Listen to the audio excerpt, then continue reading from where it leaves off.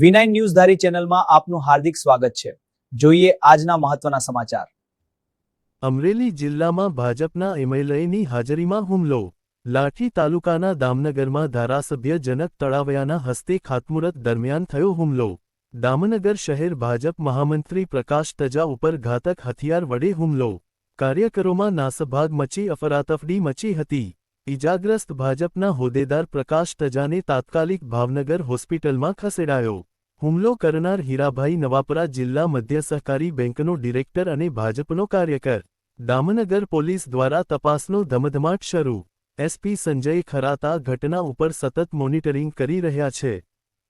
આજે સવારે 10 વાગે 10:30 વાગે અમારે ઠાસાથી દામનગર રોડ ઉપર દામનગર ખાતે એક બ્રિજનું ખાતમુહૂર્તનો કાર્યક્રમ હતો અને આ કાર્યક્રમની અંદર અમારી ખાતમુહૂર્તની વિધિ ચાલુ હતી અને ચાલુ વિધિમાં ઠાસા ગામના વતની અને અમરેલી જિલ્લા મધ્ય સહકારી બેંકના ડિરેક્ટર હીરાભાઈ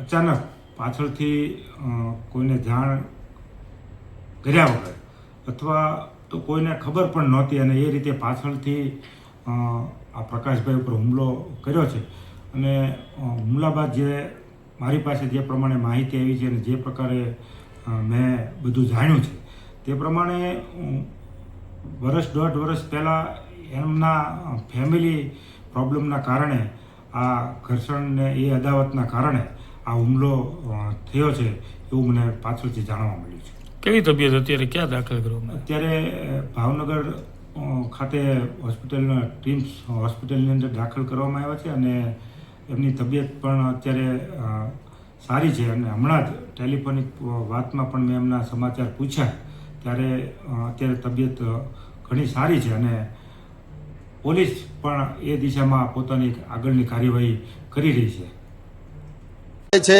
મારા મિત્રો છે અને હા, ઘટનામાં એવું હતું કે એક પુલ બનાવવાનું છે એનું ખાતમુહૂર્ત હતું અને પૂજન વિધિ હાલતી હતી અને અચાનક એમના ઉપર હુમલો થયો।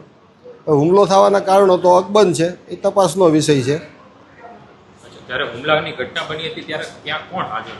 ત્યાં ધારાસભ્યની હાજરીમાં જ બધી વિધિ હાલતી હતી, પણ હવે એ તો બધા ભાજપના કાર્યકરો જ હતા।